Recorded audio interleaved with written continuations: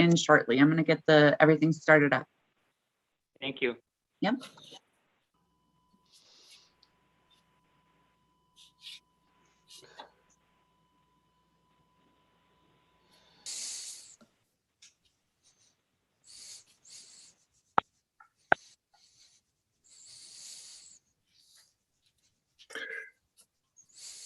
Good morning, everyone. It looks like we are on live, so I'll call the April 27th meeting of the Dunn County Planning and Resources Development Committee to order.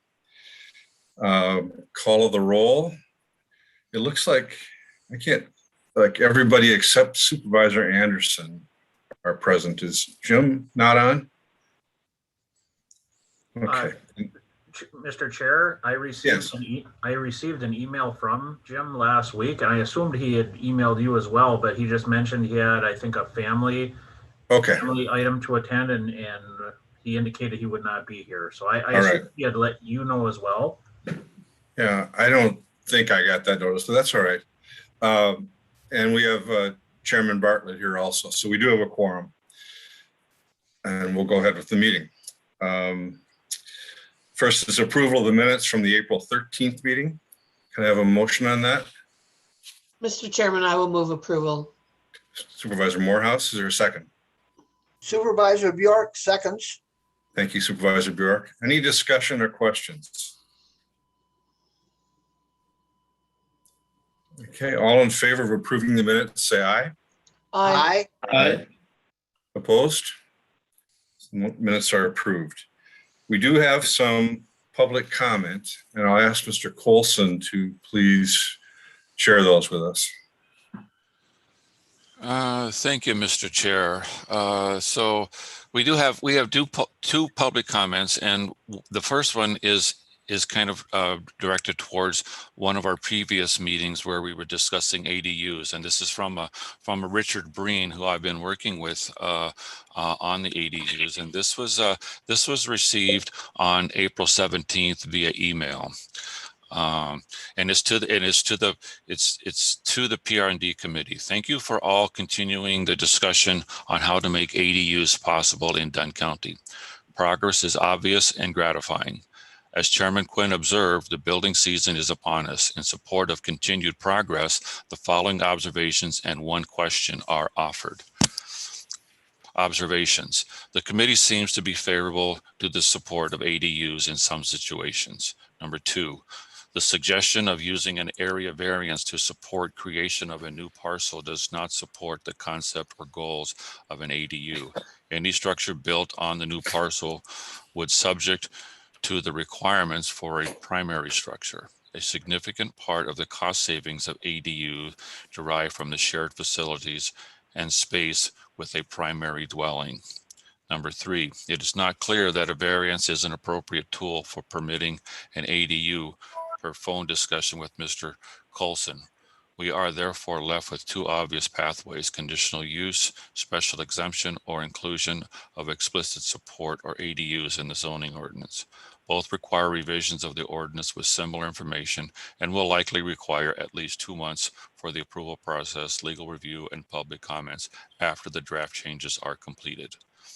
Number four, the primary advantages of an explicit ADU ordinance over the special exemption path are A, reduced costs and time, no 800 SE fee, and there must be a special exception fee, BOA not needed for approval, and B, clear information for potential builders of what is permitted. The goal is not to make the process costly and time consuming, but to assure that new structures enhancing living opportunities in the community without detracting from property character or value. Question.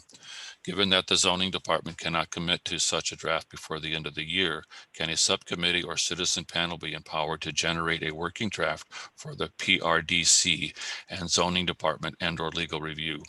Most of the important issues for inclusion are already known and have been publicly discussed nationwide for many years.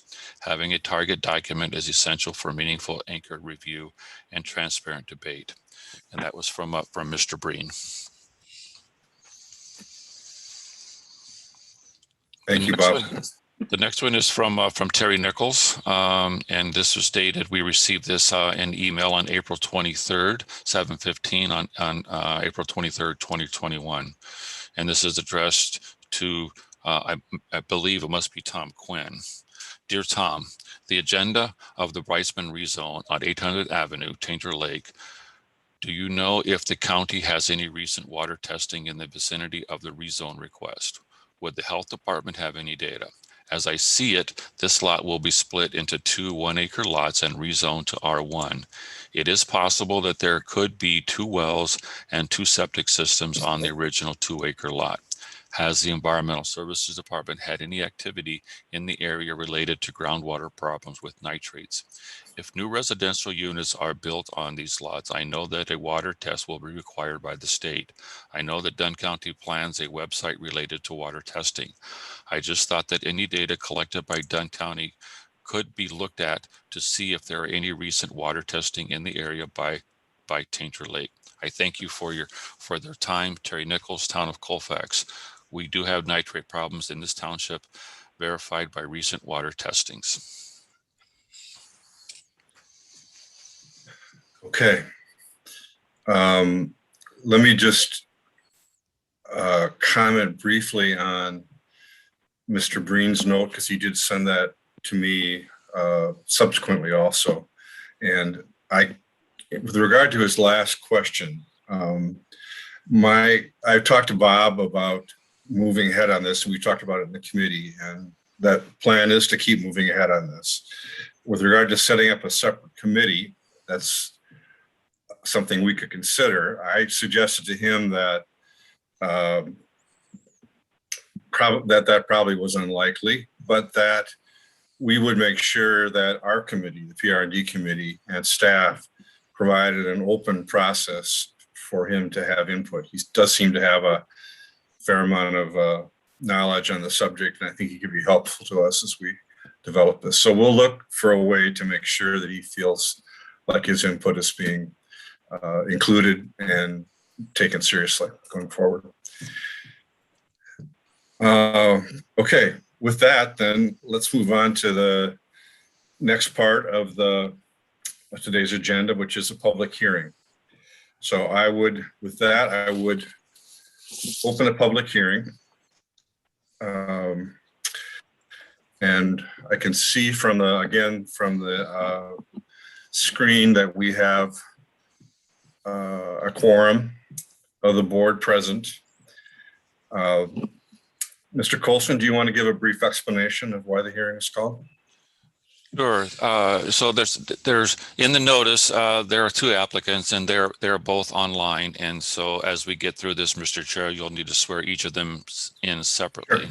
Sure. Yep. And they're both fairly similar in their request. The first applicant, Mr. Bryceman, has a parcel of land, and it's kind of surrounded by residential, and it's kind of an island in GA, but it's not big enough in GA for him to be able to split it, and so the only recourse in order to create 2 lots is to rezone it to an R1. It's a similar situation with Ms. Dahl. She has a little bit different take on it in that hers is kind of like an ADU request. I mean, there's a house on the property as she lives in the house, her family does, but she would like to split that parcel. Again, it's GA and it's too small, that it's not 8 acres or greater, and so we won't allow that. So the only way to split it is to rezone it to R1. Her goal is to build a smaller home on the new parcel, move there, and then have family members move into the larger home. And so both applicants can speak to their wishes and needs for this in a little more detail. But that's kind of an overview of it. So yeah, so we'll get into the details of each issue. Just a general note that this is the only opportunity for public testimony. Correct. At this time. Only one person at a time can speak. We'll recognize, we have the 2 applicants that are present, so we'll recognize them. When we do that, we'll swear them in, so their testimony is sworn. we'll do a confirmation of the open meeting and public notice. And then Bob, I'm not sure if you want to do the landowner presentation or the staff report first. It makes no difference, Mr. Chair, whichever you prefer. Okay. Typically, we do the staff report only because Right. there's some questions that could be answered, and then the I applicant know can kind of fill in that's the what I'd blank. like to do. That's Okay. not the way it is on my sheet here, but that's Okay. what I'd like to do. And then we'll have discussion, or if there's other testimony of a discussion or questions. And then we'll close the public portion of the hearing. We'll first close the first issue hearing, and then we'll move to the second hearing, and we'll do the same kind of process. And then we'll close both hearings. And if we choose to move to action by the committee. So with that, Bob, can you confirm the open meeting and public notice requirements have been met? Sure, and for expediency, I would just read it once, because it the public notice pertains to both of them, so we won't need to read this both times to move into the second hearing. So this is a public notice, Dunn County Comprehensive Zoning Map Amendment. In accordance with the provisions of Section 19.84 Wisconsin statute, public notice is hereby given to all residents in the towns of Menominee and Tainter that the Dunn County Planning Resources and Development Committee will hold 2 public hearings on Tuesday, April 27, 2021. The first hearing will commence at 8:30 a.m. The second hearing will commence after the first has finished. The hearings will be held by teleconference. The first applicant, Donald Brightsman, E 5943 800th Avenue, Menominee, Wisconsin 54751, has made a request to rezone a parcel of land with PIN number 170-38229-122-000-50001 from General Ag GA to Residential 1 R1. And described as Lot 1 of Certified Survey Map 3330, located in Government Lot 5, Section 20, Township 29 North, Range 12 West, Town of Tainter, Dunn County, Wisconsin. The second applicant, Nicole Dahl, N5611, 410th Street, Menominee, Wisconsin 54751, has made a request to rezone a parcel of land from General Agriculture GA to Residential 1 R1 as described as Lot 2 of Certified Survey Map 2132, located in the northeast 1/4 of the northeast 1/4 of the southeast 1/4 of the northeast 1/4, all in Section 28, Township 28 North, Range 13 West, Town of Menominee, Dunn County, Wisconsin. And this is the only opportunity to address the county regarding these requests. As such, interested persons are invited to attend hearing and be heard. And then there's some links for how to get in there. This person's needing assistance. There was a phone call, there's a number to call, and then a map of the amendment of the zoning ordinance is on file and available for inspection at the Environmental Services Department, Planning and Zoning Division, located at 3001 US Highway 12 East, Suite 240, Menominee, Wisconsin, or on Dunn County's website at www.co.dunn.wi.us. Scroll down, please, Tom. So this was published, and we have certification from the newspaper that this was published on April 7th, April 14th, and then we did send out to everyone that's on there. And so that's the public hearing, Mr. Chair, or the notice. Before we get into opening Mr. Brightsman's, I would like to say that, well, I guess you can open that, then I can comment on maybe how I would like the board to consider moving with Mr. Brightsman. So I'll turn it back. You just open the public hearing. We'll deal with Mr. Brightsman's first, and so we'll open the discussion of that item. Go ahead. So I've had discussions with Mr. Brightsman. I've had discussion with Corporation Counsel. Part of our rezone process requires that the town weigh in on whether they are in support of or don't support the rezone. And the reason that we do that is because towns have the authority to veto a rezone action. So we want to make sure that we understand the town's position before we go into the process and risk having it just undone because the town isn't in support of that. Mr. Breisman made it to the Plan Commission, but was unable to make it to the town board in time. And so what we're requesting the committee to consider is to hear the public hearing, and then we would postpone action to a date certain. And during Mr. Breisman's testimony, we can talk about where he's at with schedules with the town, and then see about scheduling a date certain. Or the other option would be to not hear it today, and then we would republish and hear it at another date. So I'll turn it over to the committee for questions about how you want to proceed with Mr. Breisman's hearing. Sure. Mr. Weitzman is here, right? So He is here, yes. we're all here. So let's go ahead today. If that's, I think, given your explanation, Bob, we can go ahead today and postpone action until we have cleared up the remaining details. So why don't you go ahead and present to us the details that you want us to know about? All right. So this is just the cover page of the zoning map amendment, and we can scroll down, Tom Carlson. And this was the submittals that we received from Mr. Breisman, and so I think you've had a chance to read those.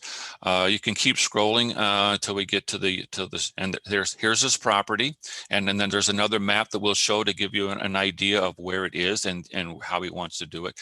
He did also send in some soil evaluations that he had taken, and Mr. Breisman can talk about those documents when it's his turn to speak.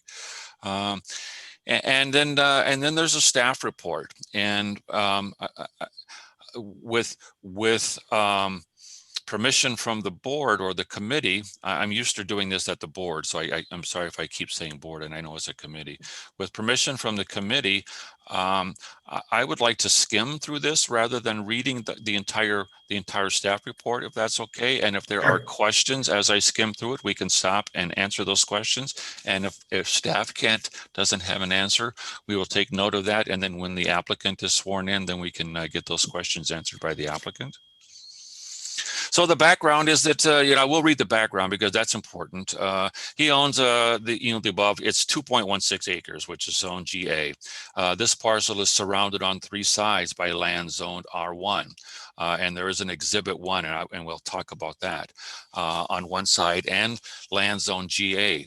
The GA zoning district has an 8:1 density ratio, 1 non-farm use per every acres of land in a parent tract, and parcels must be greater than 8 acres in order to subdivide for a non-farm use. The applicant wishes to split the parcel to create 2 1-acre non-farm parcels, but because the parcel is less than 8 acres, the underlying zoning prohibits the split. And then see Exhibit 2, and we'll talk about that as we get through this. The only option available to achieve the applicant's goal is a successful rezone request from GA to R1. Rezoning to R1 is necessary because R1 lands can be subdivided provided all new lots are a minimum of 1 acre, so that we don't, in any case, we don't let an applicant create a non-conforming lot. And so he doesn't have any real improvements, for this. These are the questions that we send out and we answer according to our ordinance. The only improvements are going to be if it's approved that there would be 2 new homes possibly at some point on these lots. The current loaning just is not appropriate, and as we spoke, because the 8:1 does not allow for a parcel that is less than 8 acres, GA does not allow it to be split, and so the only option for this is to go through the rezone. You can scroll down, please. The list of the zoning districts within the proposal and current uses, and we talked about that, and there's a map, and I'll show you that it's pretty much surrounded by residential and GA lands, and it's R1 and R2 and GA. The trends in the area has been pretty much residential R1 and R2, small lots, 1 acre. Some are less than 1 acre, it's only because those were what were allowed prior. There is an approximate 28 acres of land vacant that's already ready for development because it's zoned R1, and so there is a piece of land just south of this parcel that is zoned R1 and is vacant. The current land use indicates that the land should be agriculture. And so that's what our current land use shows. So that's also what the town's land use shows. However, since adoption of the county's comp plan, the 28 acres of land abutting the proposal have been rezoned residential, and the neighboring parcels to this J parcel have both been developed. It also seems out of place that this land was not zoned residential during the comprehensive rewrite zoning ordinance. And looking at it, it's, a question now is that, why it wasn't zoned R back then, but it wasn't. And it may have been oversight, it may have been the town's desires.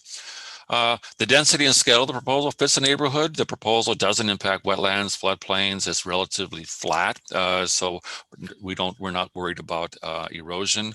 It doesn't impact even though it's farmland, our county's farmland preservation plan. It does fall within our shoreland ordinance, and so all those applicable standards would apply whether it's rezoned or not for any development that happens. Historically, soils in the area support private infrastructure, so there are homes up and down and around here that are already on private systems. So we don't think that there's going to be a surprise in the soils being able to support systems.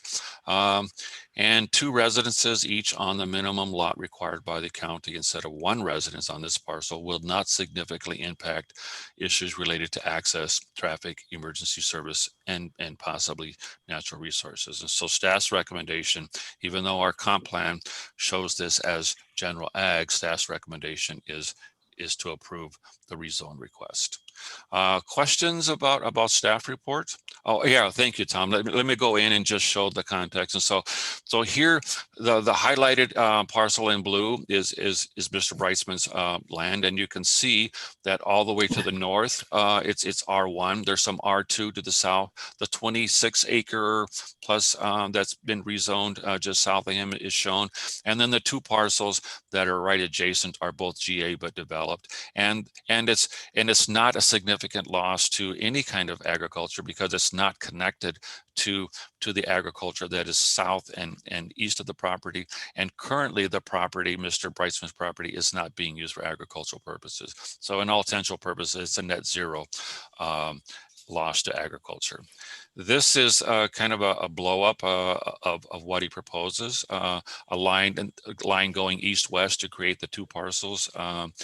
The stuff that's on there, there isn't a home on there. Those are sheds and stuff that Mr. Brightsman is storing. So there is no, the parcel is not developed at this time. And so I think those are the 2 exhibits that I had, and the staff report. And now I would turn it over to the committee for questions. And then from there, after questions, we could swear in the applicant. Any questions from the committee to Mr. Coulson? I don't see any. Okay, Mr. Brightsman, I would like to hear from you now, but if you could do a quick swearing in, just raise your right hand. And do you solemnly swear to tell the truth, the whole truth, and nothing but the truth? I do. And could you state your name and address? Don Brightsman, E5943 800th Avenue. Great, thank you very much. And go ahead and explain to us your views on this.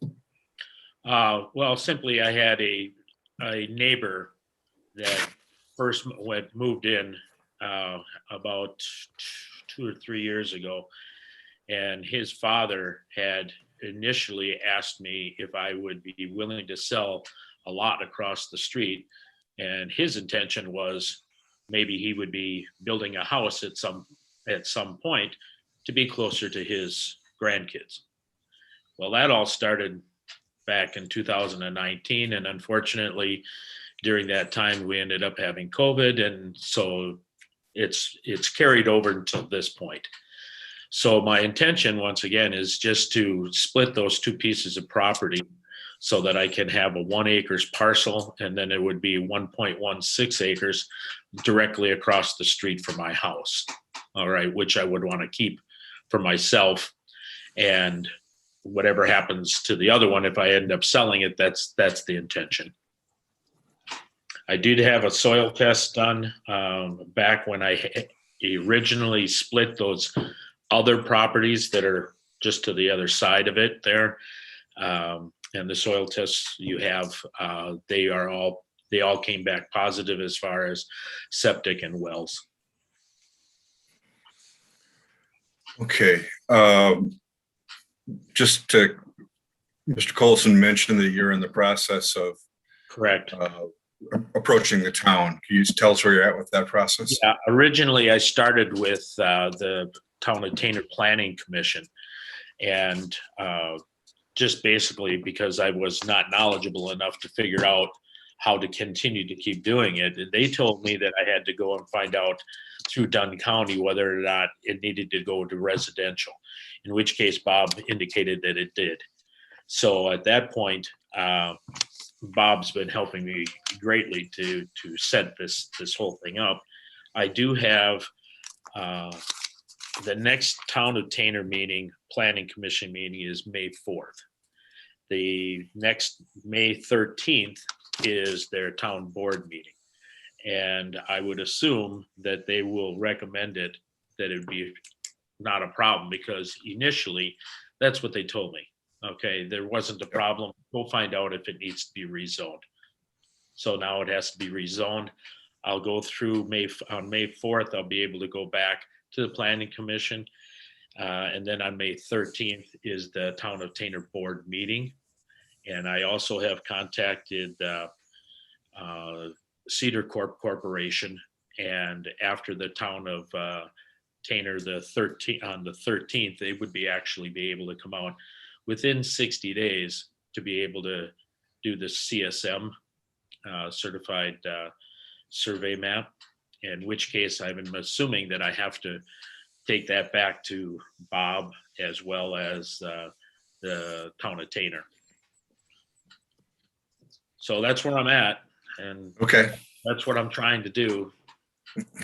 All right, that's clear. It seems committee like have any- I went a roundabout way to get there, it seems like. Yeah. Once again, the COVID thing kind of messed me up in the middle there. I mean, they weren't having meetings for a while, and Right.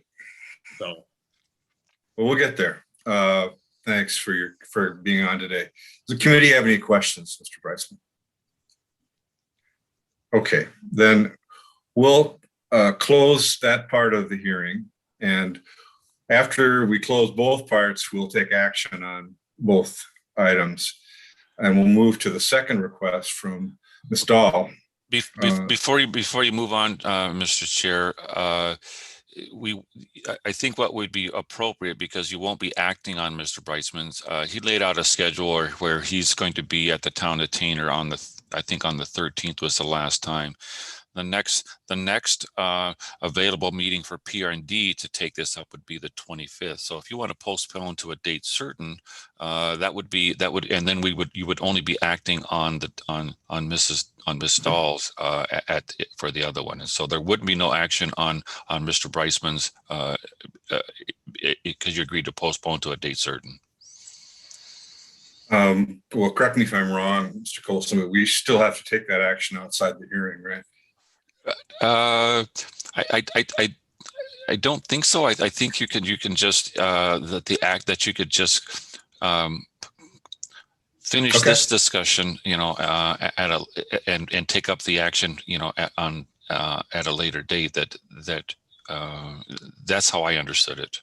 Okay, that's if that's okay, then that doesn't require a motion. Simply No, I think it would just require, that the earliest date, and then I would coordinate with Mr. Breisman, that the earliest date that we could be back before the committee would be on the 25th. And if that doesn't work, then we would look for the first meeting in June before PR&D.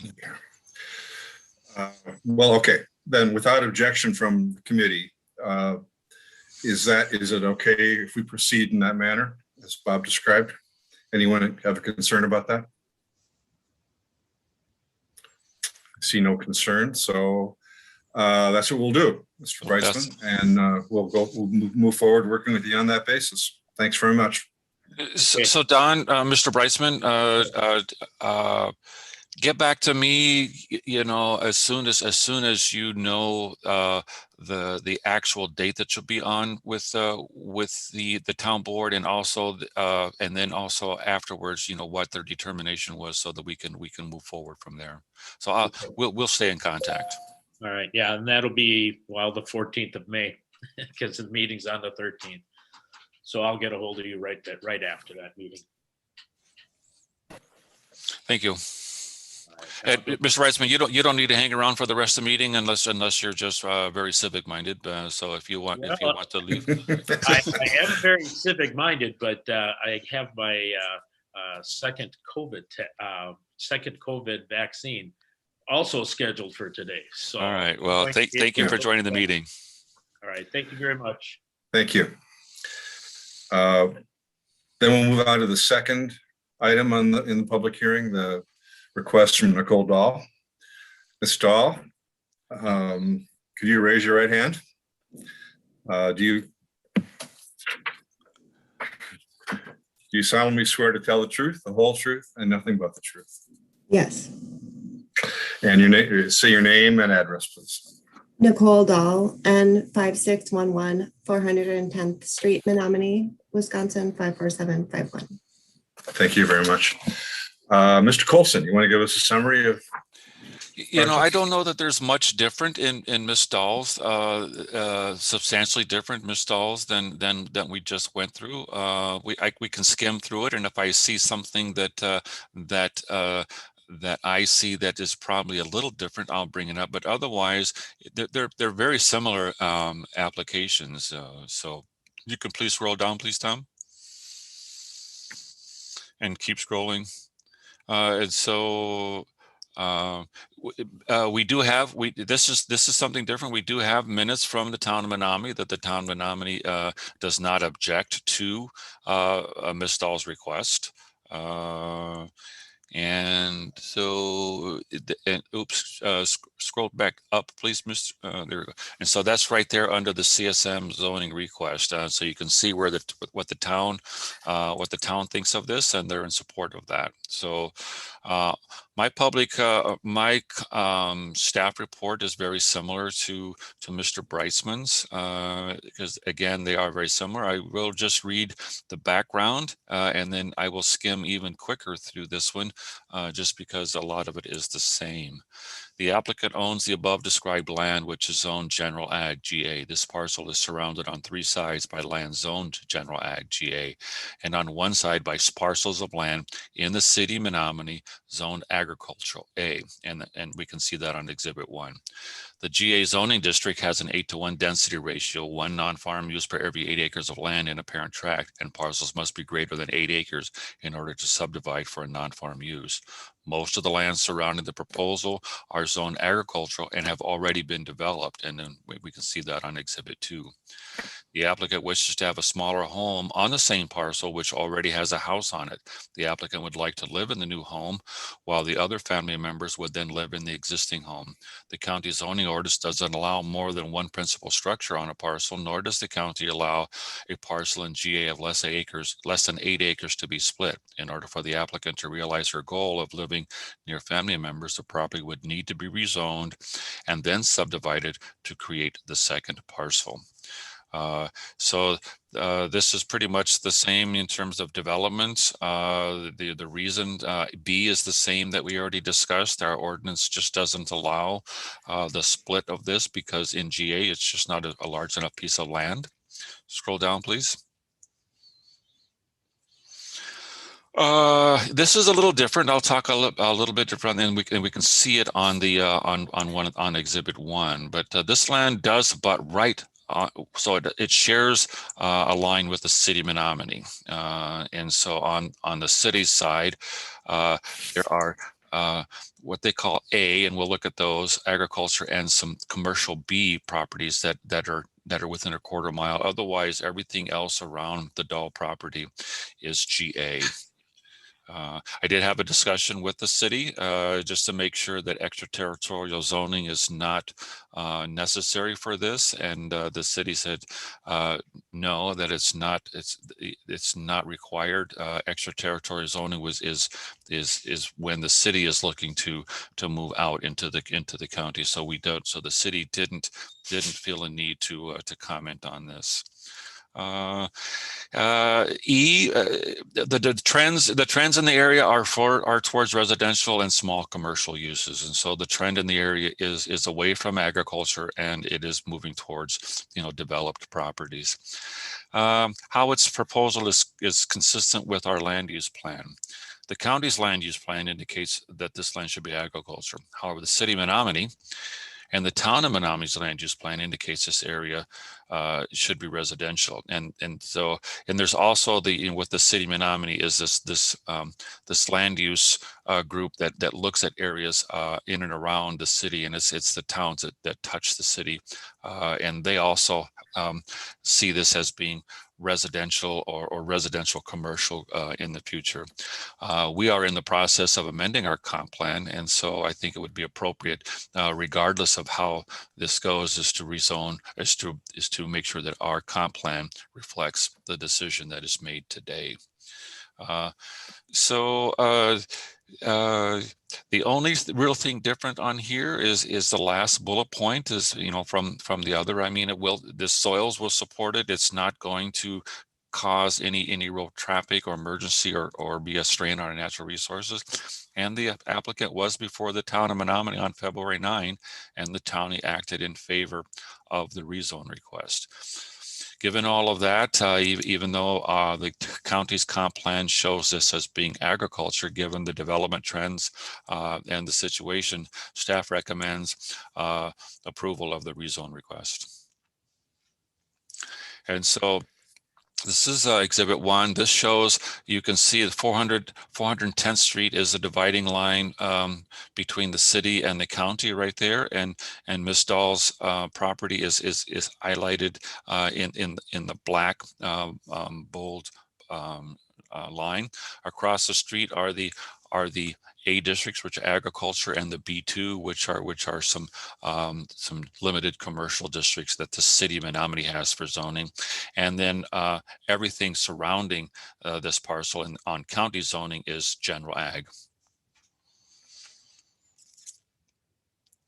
This is an aerial that shows a little bit better just what's happening in the area. So Ms. Dahl's property, you can see the current home and garages that are on there. You can see north of there, it's residential. North again is another residential. West of her are 2 residentials, but south and across the street, it is farmland.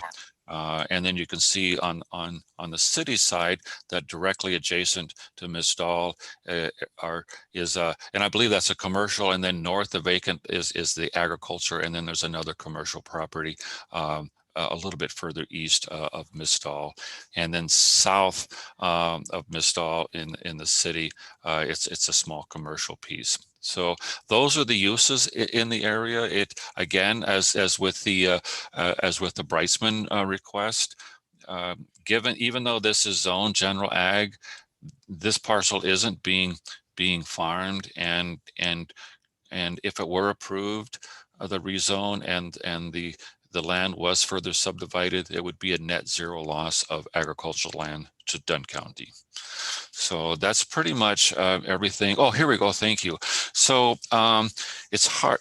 So if you look at on this map, this is a map that was created by the the planning group that works with the city, Menominee, and the county. These are all the towns. Okay, stop right there, please, Tom, because otherwise we're going to lose the piece that's that we're looking at. And so this group looked at the city's comprehensive plan, the comprehensive plans of the surrounding towns, and came up with a preferred or a suggested land use plan for the towns and the city. And the area in question here,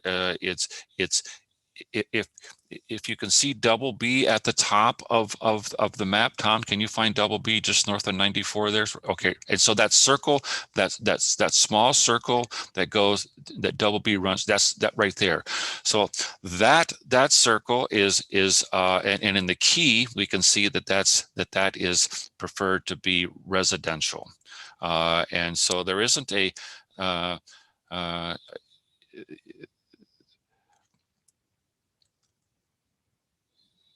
so if you, yeah, it may be there in the key over there.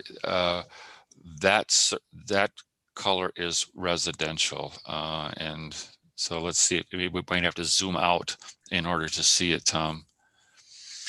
So while he's zooming, so that's why, you know, the towns and this is the towns that surround Menominee. So there we go, right there.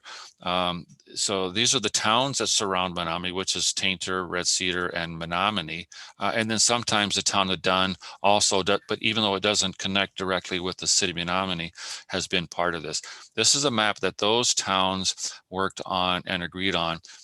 And specifically the town of Menominee agreed on that use. And so on this map, you can see that the proposed use or the future use for this area, they're hoping it would be residential, or the other larger circle outside of that, which is kind of, if you see in the key for the town of Menominee, is residential 2 or R2. So it could be either or. So that pretty much concludes the staff report. Questions from the committee? How many acres is that parcel, Bob? Because I looked before and when it came up your computer, it was too small. You were to make it bigger. I couldn't see how big that was. Let's see, back up to the very top, Tom, to the 4.3. okay, there it is. Okay, there. So it's 4.36 acres. So would that divided like equally? Well, I don't know. I mean, that would be up to the applicant, and we, you know, our ordinance only says that you can't create a piece of land that's less than 1 acre. Okay. So. Thank you. Mr. Colson, Mike, can you hear? Yes. I think we were looking at the wrong circle, but it was the same idea. Directly west of this is the Menominee Town Hall. Oh, okay. And, they're almost next to Dean and Sue's. Okay. They're on the same road as Dean and Sue's. I was looking for a jog look for 29, but it's the same idea. All right. I apologize. Thank you, Mr. Kinnear.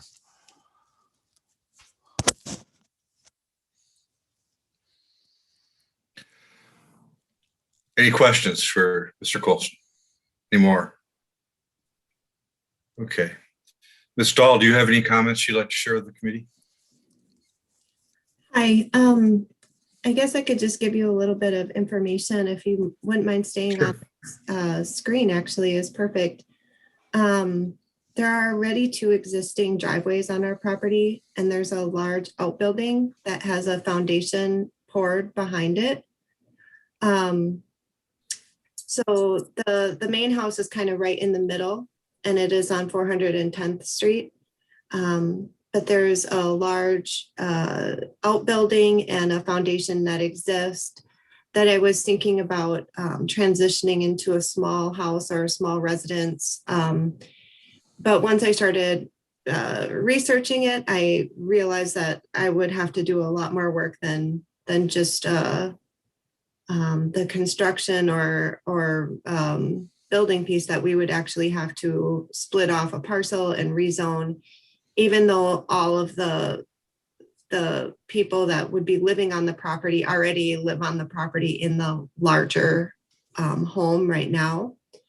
The property is in my name, but right now my son and I reside here, as well as my grandmother and my mother and my aunt.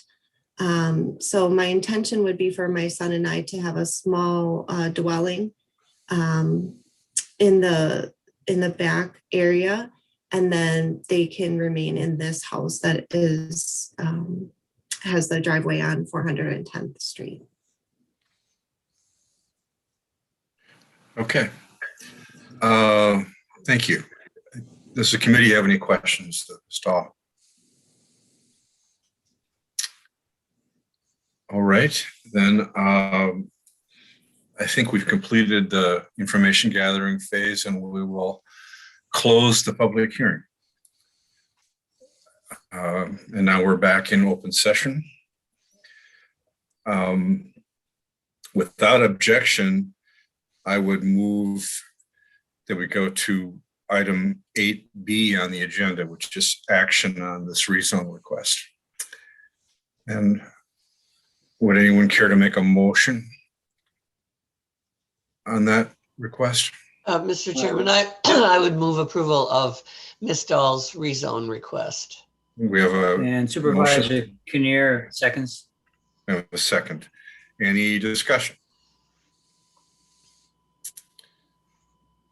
All in favor, say aye. Aye. Aye. Anyone opposed, say no. Motion is approved, and this will move forward.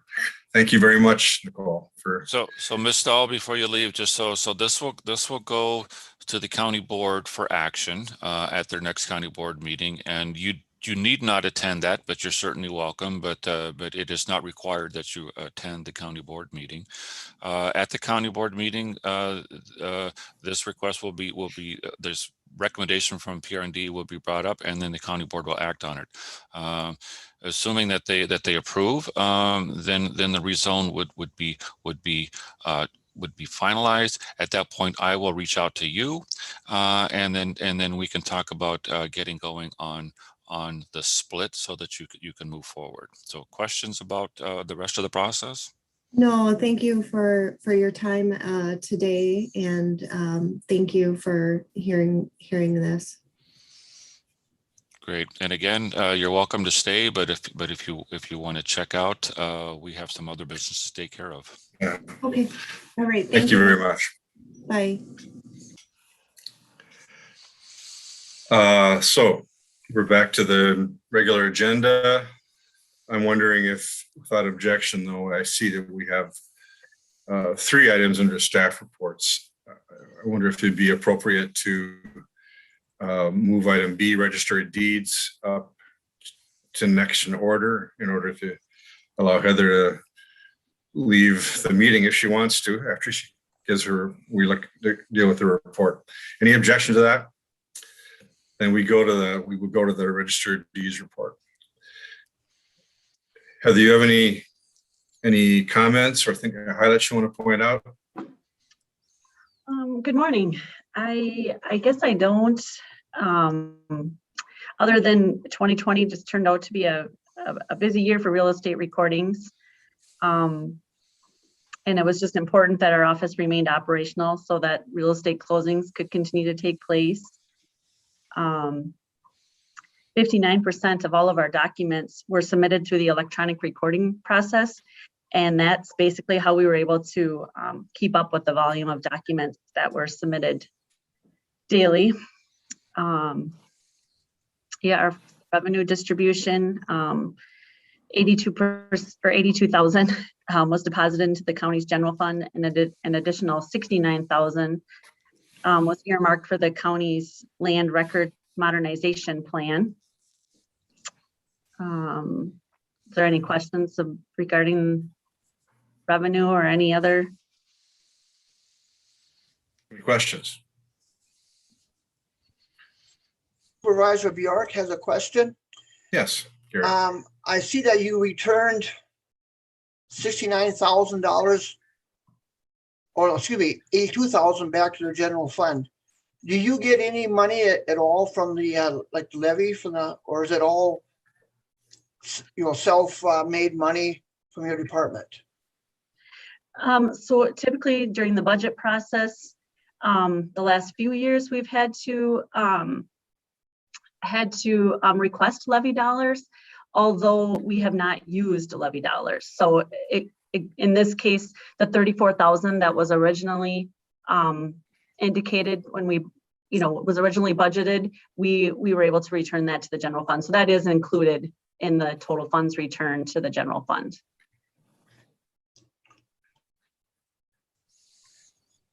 Okay. Any other questions or comments?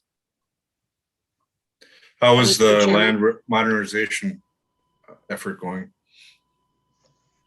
So the land records modernization dollars, those are governed by the Land Records Council that's set up with the county. So basically it's maintained by the plan that's created by Steve Kochaver creates the land records modernization plan, and annually the council meets to go over how that money is spent. But yeah, so it's just it's very broad what that money can be used for. If it's 911, the next gen 911, I know is a hot topic and funds are being used for that.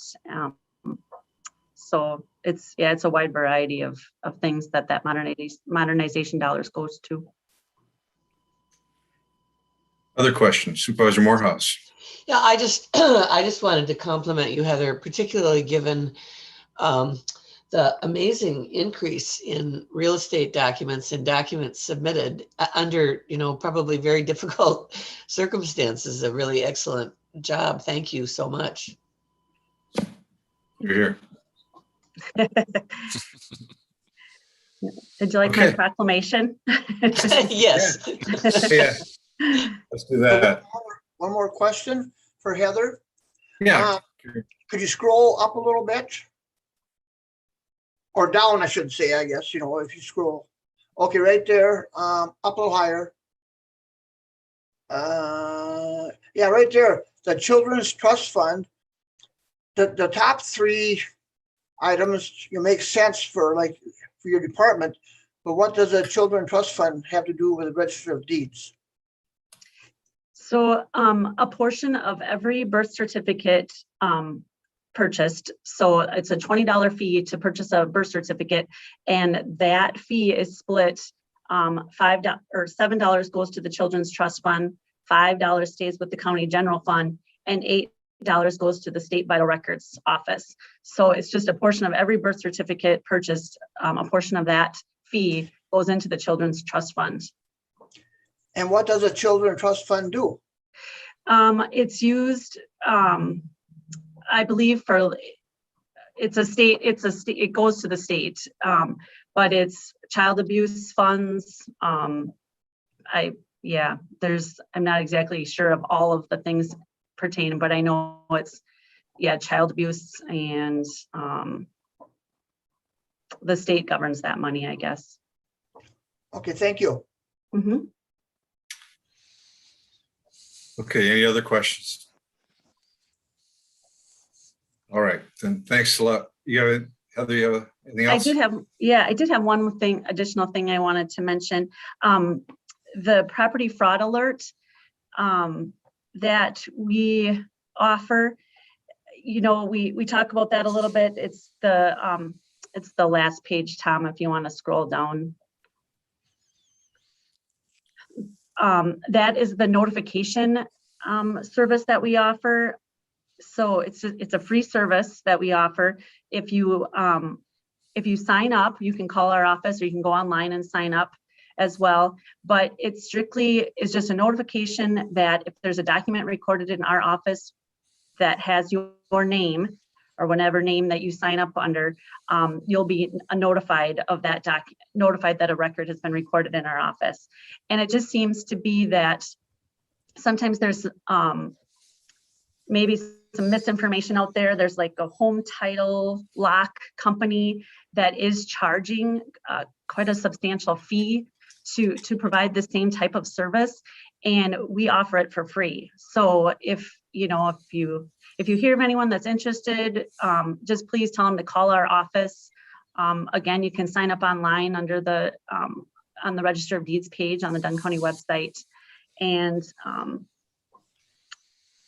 yeah, I just don't want people to get caught up in trying to purchase this protection when it's really can't protect you from fraud. In essence, it's just more of a notification is what you're receiving. So I just wanted to point that out. Yeah, thanks for bringing that up. It's really important. Any other questions? Okay, thank you very much, Heather, for your report and your work. Thank you. Busy year. Next item 6A, review of groundwater ad hoc committee recommendations. This is our sort of regular review of this.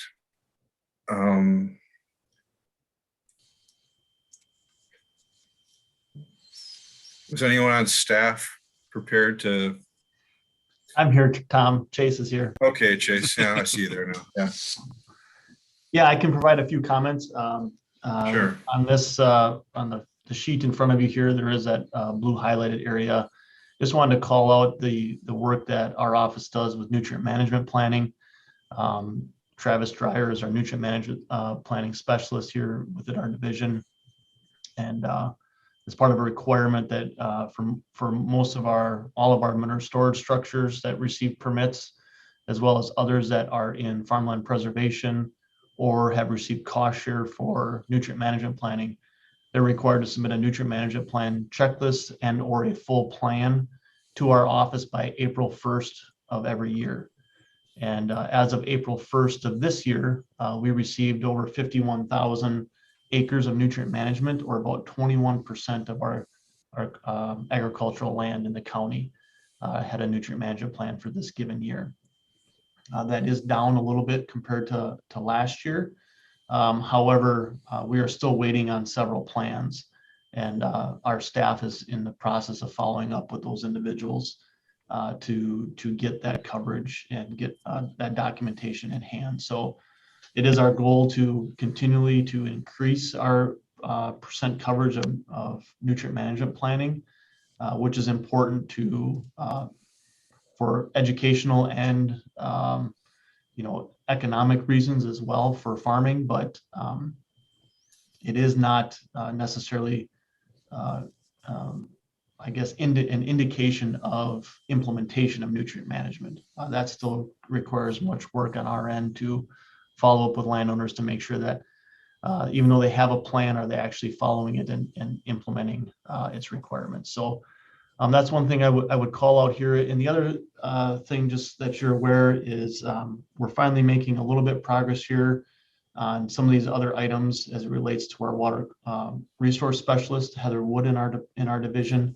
Her and I have spent some significant time here in the recent weeks to not only go through the groundwater ad hoc recommendations and where that position's role has a responsibility here, but also from a water resource specialist position in general for the county and what that looks like going forward. And we're beginning to make some progress on defining that, and especially looking at how we can move forward on some of these items here, such as the public-facing website for more information and education, as well as monitoring results, looking at improving our private well monitoring program and other items like that. So I guess at this point, if you have other questions, I'd be happy to discuss them. Anyone else have any Mr. Chair? questions? Yes, Mike. Supervisor here. Thanks, Chase. This is exactly the kind of things that it's nice for us to see changes, and it's nice to know that you're working on these the data for well water and so forth. There is a whole bunch of them on here. It seems like 3 or 4 are connected, and it's nice to see that you're working on that. That's why I appreciate that. We're so close on that. The well data information that we could put up on a website. Now, as far as that goes, putting up the data on the website, we have it. We haven't posted it yet, but do we need to work together with the health department on that, or how's that going to work? Yeah, that's something we're starting to, it's our intentions to reach out to them here a little bit very soon. I've reached out to KT and Keith with the public health department previously, and obviously they're swamped with a number of things right now. So we're hoping to try to further that dialogue here in the near future and make sure that we're on the same page for how we manage the data that the county obtains for groundwater quality, public or private wells, and how we make sure that we're displaying that appropriately to be respectful for all the different perspectives that the data means. So it is our intention to continue to work with them, and hopefully as we continue to progress through the pandemic and their response, looking forward to their time being freed up to get back to this. So. Thank you. Any other comments? Not necessarily for Chase, Mr. Chair, but I do have a comment on establishing a water resource council, if I may. Yeah. The heat group has almost been this kind of council, and I just kind of wonder how we could coordinate with them or something come out of the heat group. What is that called? Healthy Environmental Action Team. It's Right. part of the okay. What do you think about that? I'm talking to Tom Quinn and the rest of the committee about moving along on this particular one. It seems like we have a group of people that is almost fulfilling that right now. That was one of the goals of the committee was to, as you noted, was to help set up some kind of organization like that would engage more community members. I totally support that myself. I think the key and why we've been sort of stuck for a while is a lot of this stuff requires initiative or support from staff, and Chase has been getting his feet underneath him, and I guess getting Heather, who has been on for a while, but there's been a lag in getting her focused on these things, which is starting to be addressed. But it seems like we need to have staff support within the department for coordinating some of that work. If we have that, then I think we should definitely move forward with maybe meeting with the council, with the heat folks, and talking about how that could work, how that collaboration could work. Chase, do you have any thoughts about Heather's time and how her role can expand into this? Yeah, thank you, Mr. Chair. I did attend the previous heat meeting here, was it 2 weeks ago? Had a very good conversation with the participants at that meeting, and I've already been asked to do some presentations for them in upcoming meetings. So I think that's going to be a nice resource that we have that's already established, and I tend to agree with you, Supervisor Kinnear, on the use of heat for some of these other components of this of these recommendations.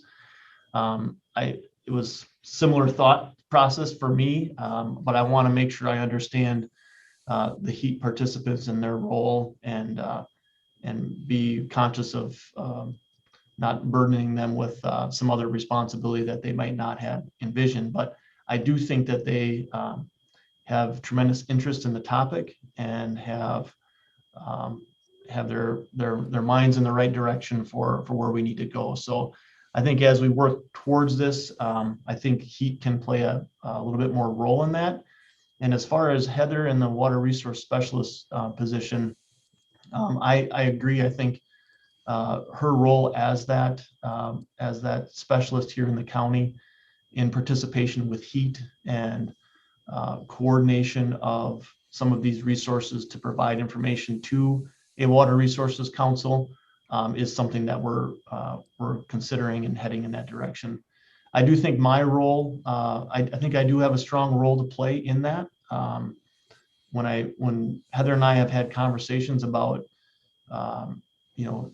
so to speak, who is the face of the department and the face of these particular initiatives, and I think we agreed that as my role as county conservationist and division leader is typically my face that will be on some of these efforts. However, Heather's role in specifics to water resources and the data and the display of information and education is where I see her role, and how that fits in with HEAT or a Water Resources Council has yet to be determined, but I think her role will be prominent in that.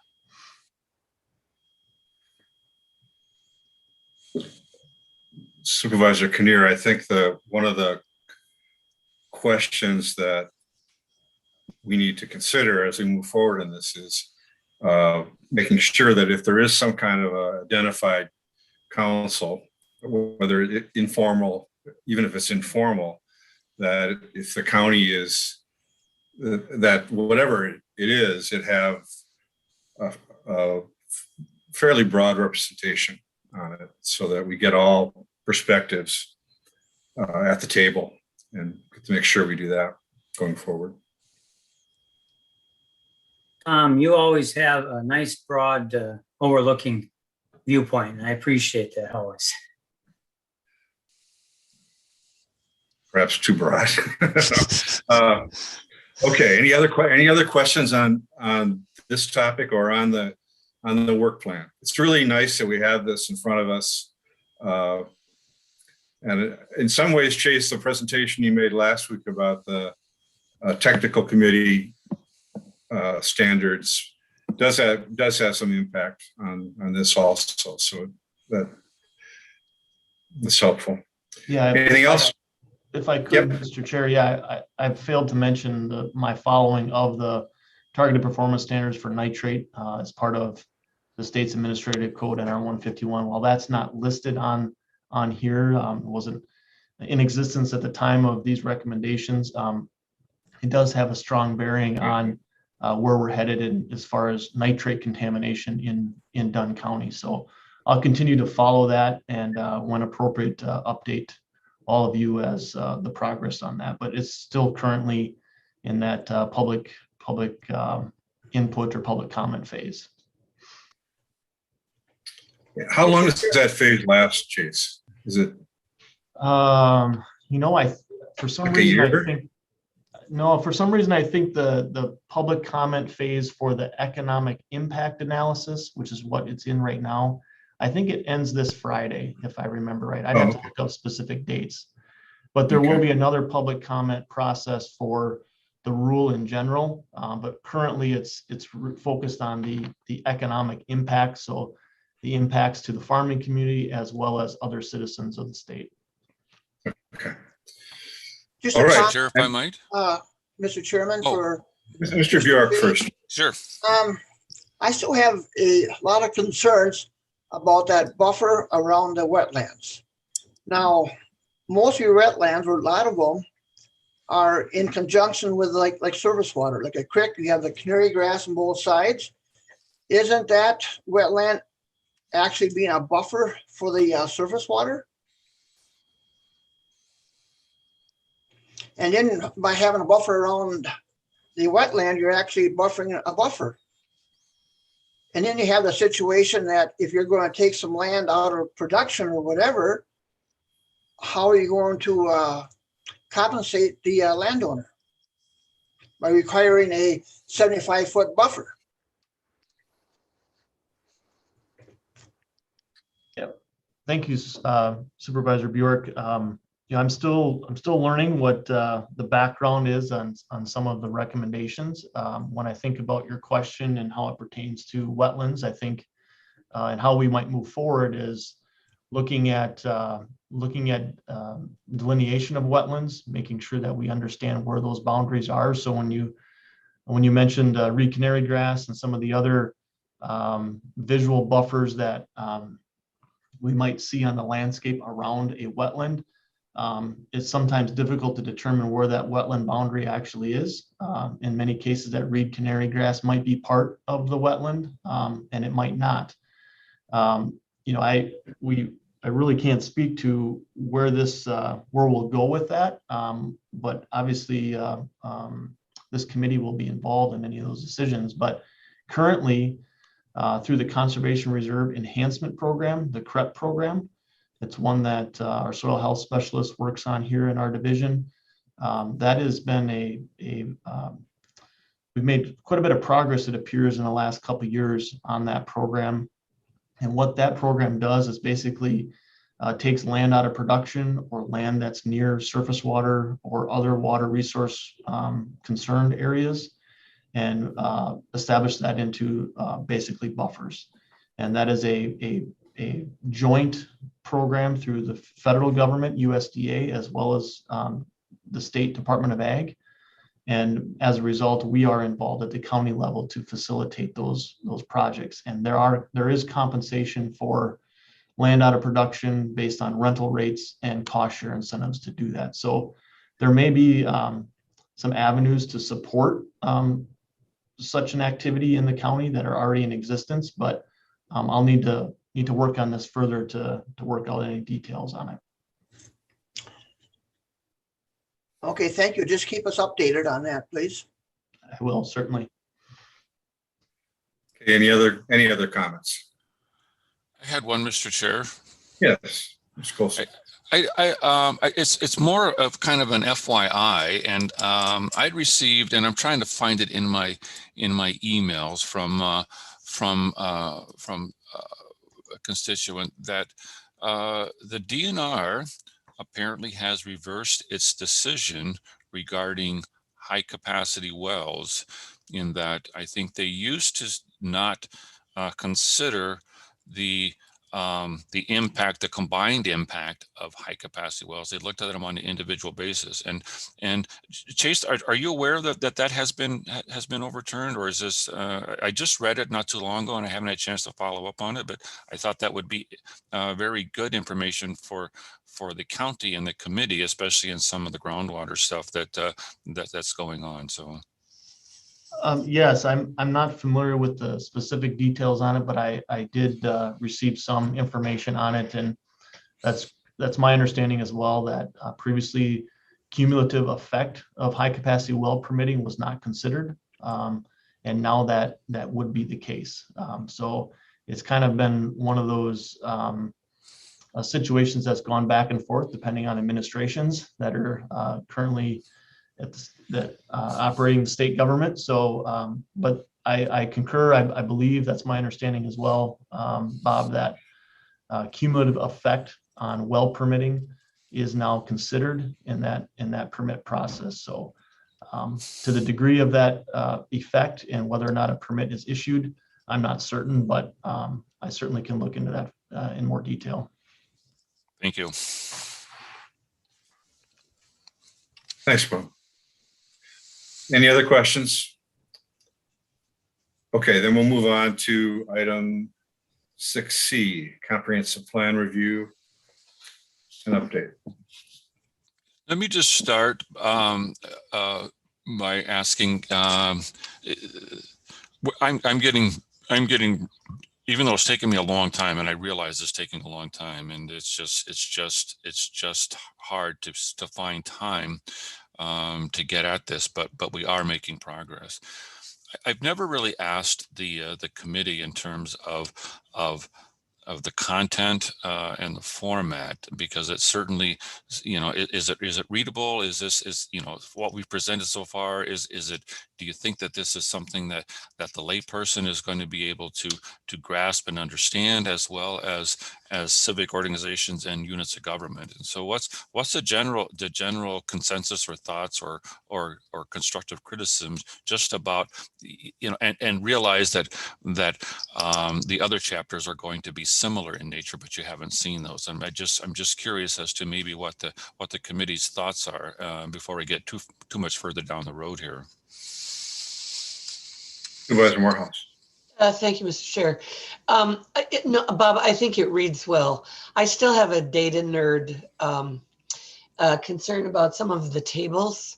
Okay. I think the tables are very hard to read, and it's easier for me if they're oriented to the most quantity. I'm just looking on my computer, like So there's one on this. Residential land use exceed commercial land use, et cetera. Just to, instead of ordering them in alphabetical order, to order them in order of occurrence. Okay. I don't know. It just is easier. And the tables or the graphs that I gave you, I know did that. Okay. And maybe that is a kind of reporting issue that you're not comfortable with, but it's easier for me because otherwise I have to read all the way down and I don't get it. I appreciate that comment, and I will pass that on. And we do have you haven't seen them because they're in the kind of issues and opportunities section. The rest of the work that you did, I thought that these graphs came from you as well, Diane, but apparently not. Well, or maybe they've been reorganized. Okay. Well, the graphs, this one, for example, on the screen, I did. Okay. I think I gave you some recommendations for the tables. Yeah. And I think Cedar Corp didn't like the idea or whatever. I don't know. I will bring it up because I don't think that's the case. You know, that I don't think that that they've been really given that kind of autonomy to say, well, we don't like it. We're not going to include it. I thought that that the work that we would at least present the work that you had given and then go from there. So my apologies if it hasn't come along that way. No, absolutely no need to apologize. And I was, you know, if I can help in any other way, just please let me know. Well, I appreciate the comments about readability because few people are going to actually read it in reality, you know, but those that do take the time to read it, I appreciate your comments that the graphics, if they're as simple and easy to understand and read, and I agree that, you know, going from worst to best or best to worst is rather than alphabetical, it seems to make quite a bit more sense. So point well taken. Thank you.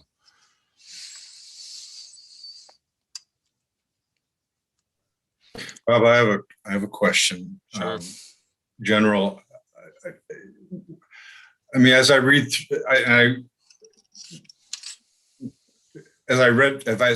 through the different sections, I've had thoughts about things. Well, I wish we could amend that or change that or add something here or there. And I'm wondering what you're thinking the process for doing that as a committee would be, or for considering that sort of thing.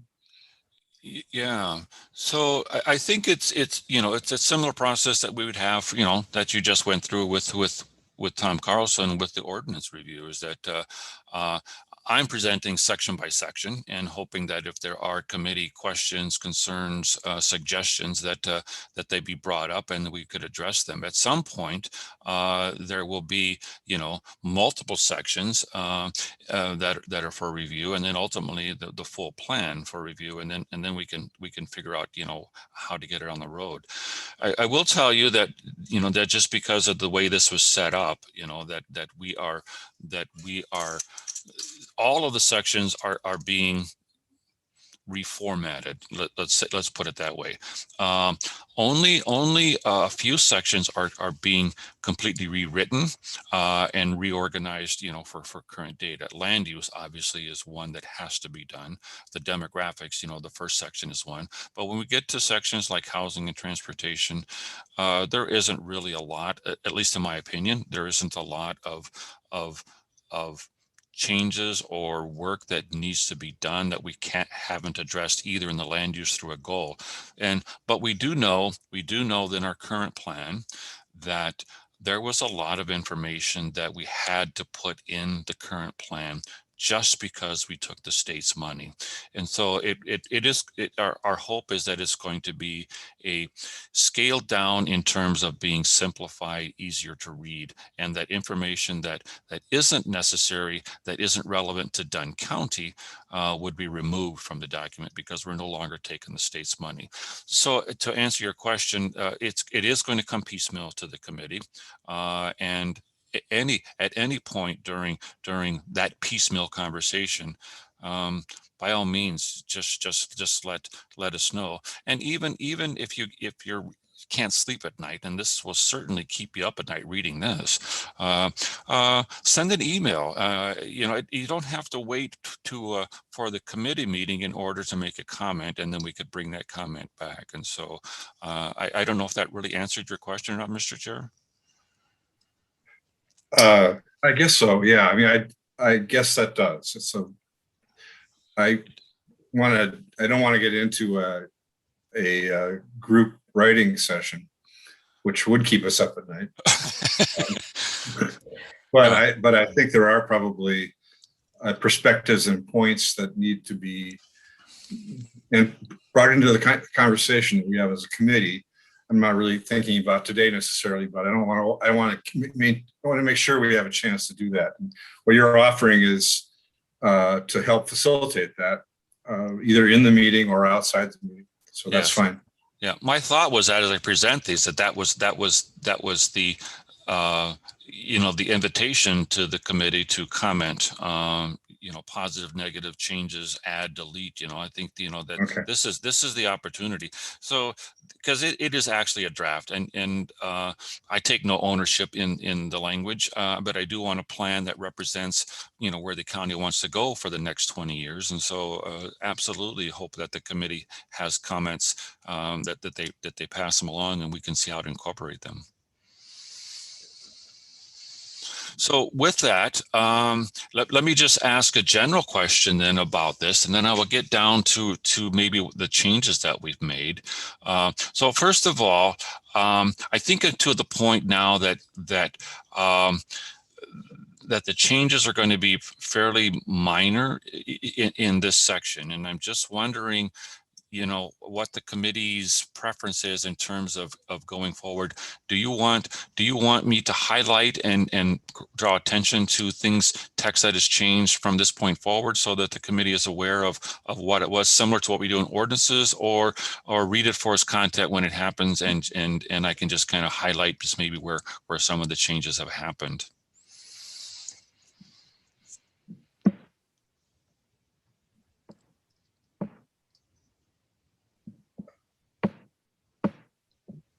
I don't know how to answer that. I guess I'm not sure where changes have been made and what you think. Yeah. This has been presented to us. It's been written by the consultant. Correct. I guess, with some input from you, but Yep. Mostly based on their perception of what should be in it. And I don't know if you've had how much input you've had into that process. Well, the content is pretty much coming from the county. The format and maybe their writing style is what they're contributing, and then they make some suggestions. But a lot of the content in terms of what's important is coming directly from conversations I've had both with this committee, other committees, and just historical data that we've collected. So it is county driven, but the consultants, you're right. It's their format, it's their language, but I approve of the content as we move through it. So, Mr. Chairman. Yes. Thank you. If the committee is going to focus on anything, I think that we should spend some time looking at the section on goals. I mean, that moving forward, that's essentially our business, and I'm not sure that we've spent enough time focusing on that. So, I mean, that in my view, that would be an entire review session, because that's the most important part. And I mean, I have faith that the recommendations reflect the data, but That's just my 2 cents worth.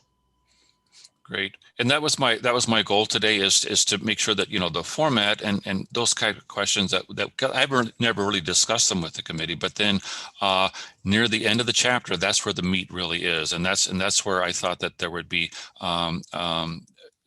more comments and direction from the committee, because I think those are the areas that I gave the consultant that says, these are what was been important. We need to talk about these things. And so these goals, and we can scroll down to there if you like, because the rest of it kind of leads up to that.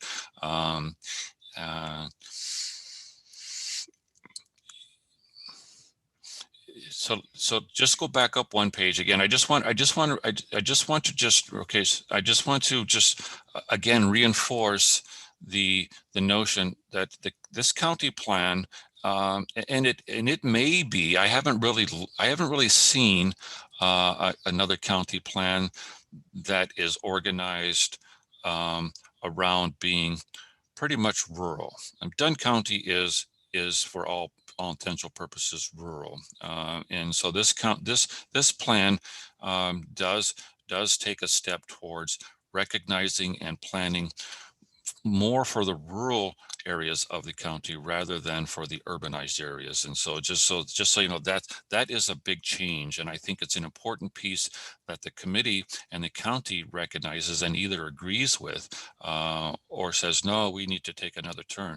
Most plans, and when we went through this with the state's recipe, you know, all that fluff that I talked about earlier is more geared towards, you know, urban environments, and rural plans, you know, those things just aren't as important. So we're going from a one size fits all to maybe an 8.5, you know, a shoe size that better fits the county. So think about that as you read through both, you know, the plan and the goals. Just keep in mind that it is taking an absolute rural approach to planning for the county. So, okay, Tom, you can scroll down, please. So that reflects, you know, in our definitions, you know, rural these definitions, and so we can continue on. And so please do spend some time with those. And I said this last time, I have not got a chance to, but Chase, go back one page, Tom. Chase, you and I will be getting into any kind of definition that deals with agriculture, because I can't just allow something as simple as that for something as important as agriculture in Dunn County. But that's a placeholder, so you and I will be having discussions. Okay, Tom, please keep going. There will be some maps here.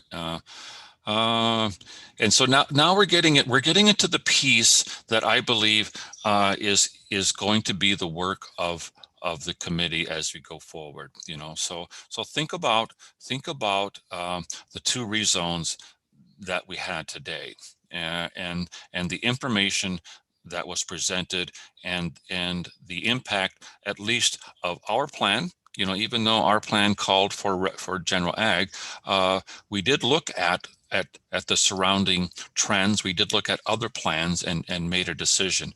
So this land use piece is being designed and written to give the committee the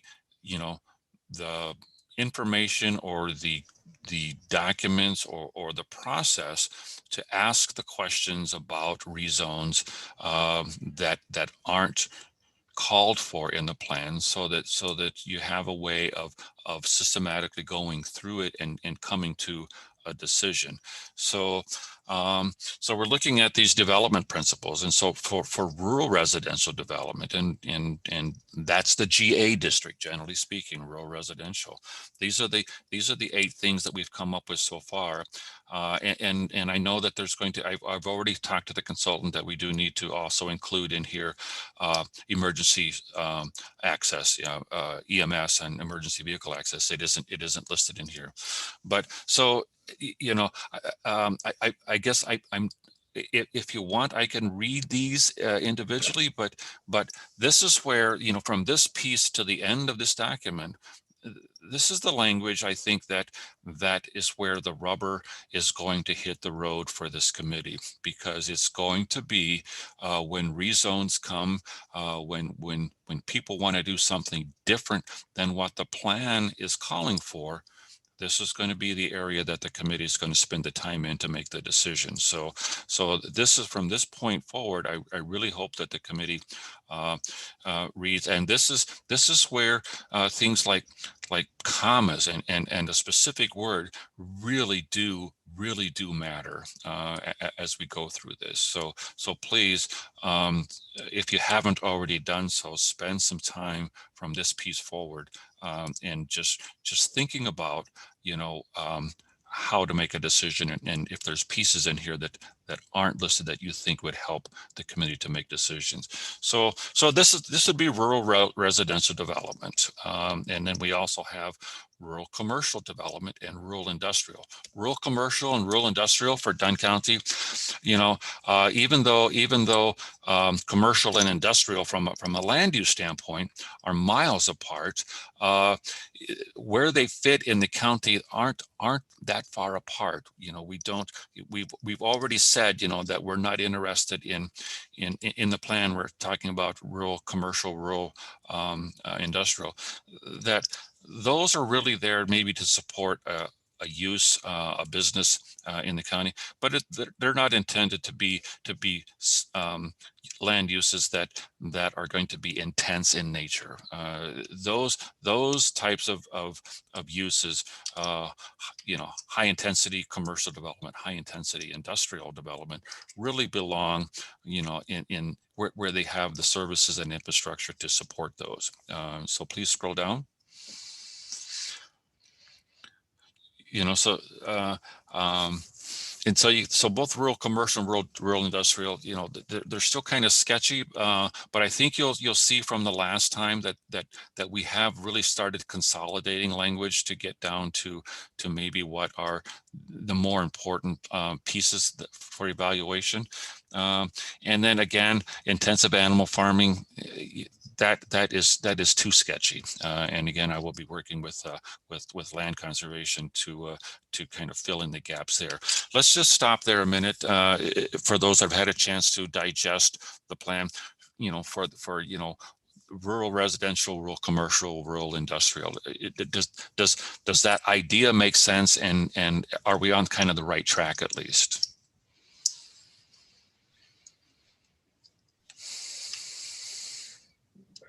I mean, as you noted, Bob, I think the intensive animal farming section, this is what sort of kind of keeps me awake at night a little bit about these writing so far is I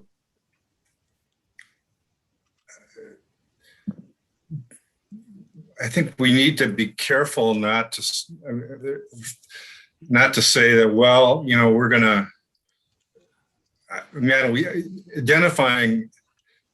asserting this sort of language about intensive animal farming cannot be in here to the exclusion of some other statement about general diversified agriculture. In other words, you know, our comprehensive plan can't say, I don't think, can't say, yeah, we want to set aside a certain part of our county for very large farms, which have no size limit on them whatsoever. But we're not really going to make a point of creating opportunity for a more diversified farming system. And unless we are careful about how we say it, I think that's what could happen, you know. And I think that doesn't, because what we're looking at, if we do that, is real pushback from rural residents who are concerned about not necessarily bigger farms, but very big farms, and having no control over the sizing of the siting of those very, very big farms, and what that means as far as rural character, which we talked about earlier. So I think it needs elaboration and some discussion. But yeah, so This is intended, you know, and there's, it's not, you know, at least the intensive ag farming isn't well thought out yet at all. But this is intended, you know, the stuff above it we speak about, and about the importance of, you know, our rural heritage, you know, the rural community, the rural character, you know, all of those things. But that's where all of this other stuff is going to, you know, that's the safe deposit box that all of it, that's where it all comes from. And so anything that's, this is dealing with change, and so we're going to be changing from our, you know, our general ag to intensive ag, and this is the kind of the recipe of maybe what we talk about. I do agree, and if we haven't specified, you know, that the diversity and the need for, and the importance of our general agriculture, I will certainly make that more pointed. But these first sections are really intended to provide, you know, the committee, or, you know, some body at least, the framework of you know, where we're going to change to, and rarely are we going to be changing to general ag. So it's going to be coming from that too. But I wrote down this general diversity of agriculture, and make sure that we do address that very pointed, in terms of not losing that to get any of these pieces. Is that kind of where you're leading, or are you thinking that it just needs to be part of this, even the review process for change? I'm not sure. Think about it, and let me know. Yeah, I mean, this is what I was getting at with regard to when we have when is the right time to have these discussions. I think it's kind of it's a bigger discussion. And okay. I don't want to have it right now, but I can think about it and offer some thoughts about how I might approach it. I can certainly bring back, because of all of the pieces right now, the sketchiest one is going to, you know, intensive animal farming, or that idea. And I think that we could bring back and have a discussion specifically about that. We don't get a lot, honestly, we don't get a lot of industrial. Historically, we haven't, and we don't get a lot of concentrated commercial, but we are getting more and more interest in intensive animal. So, Mr. Chair, I think it's very appropriate that maybe we come back with the discussion, you know, starting with agriculture, and making sure that it's properly addressed in the plan. Mr. Chairman.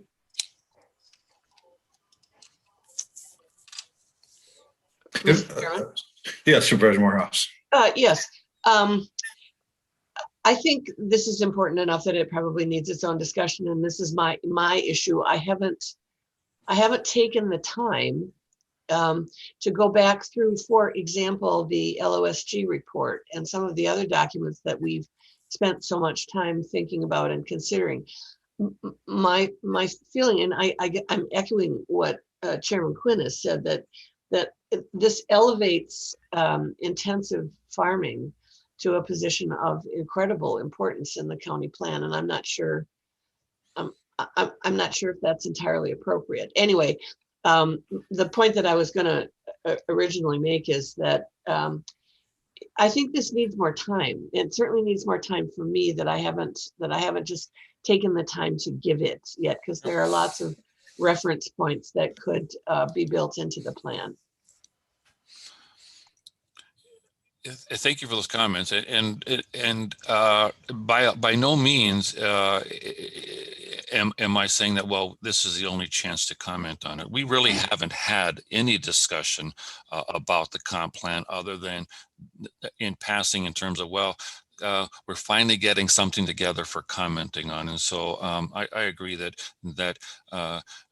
these land uses, these future land uses, we really have to have some discussion, and I will certainly take them individually if we need to be, just so we can have a pointed discussion to get at what we need. And if we need to tone something down, that is not a problem in terms of what's in the plan. And so these are all comments that are taken absolutely in the context given. So thank you. Supervisor Bjork. Thank you, sir. I was just thinking back on our rezone, and we're talking about trends in the area.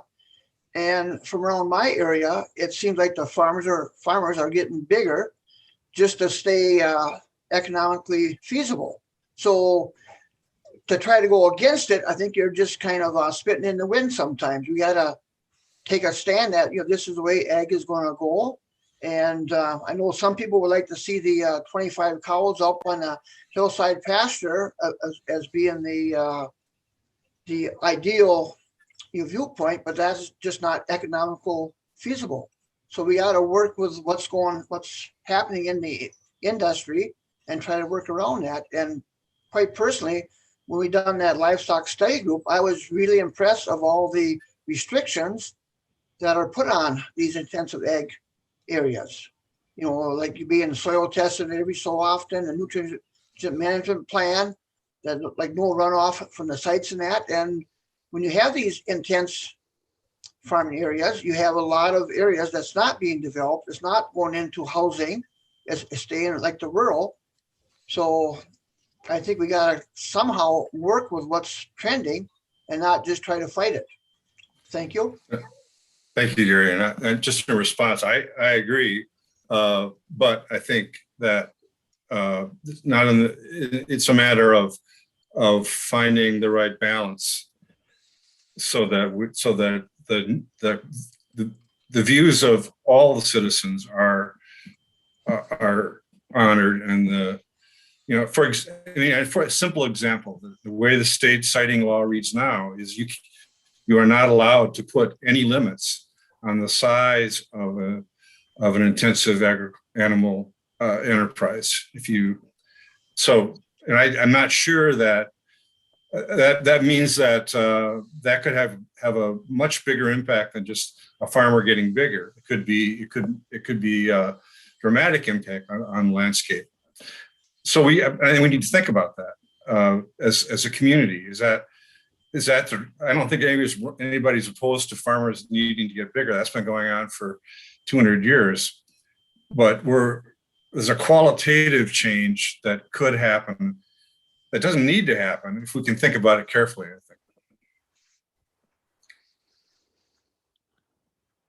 Yeah, all very good discussion, and I think that we being me will bring it back in a format that we can just kind of ferret this stuff out, because I agree that somewhere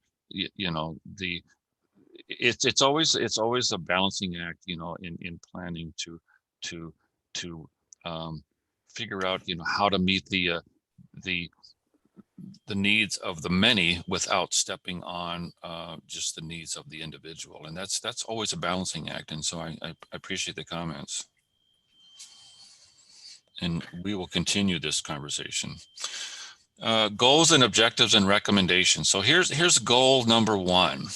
Dunn County supports planned growth and development that supports energy, food independence, enhances environmental quality, encourages diverse housing, provides transportation options, and supports a diverse economy to advance the health, safety, and well-being of its residents. A very broad goal. And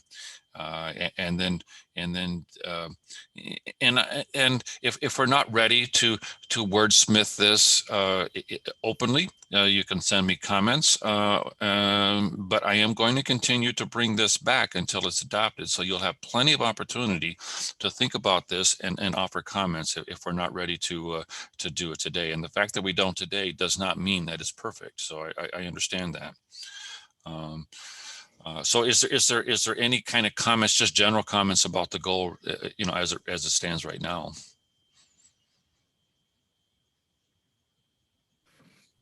Bob? Yes, sir.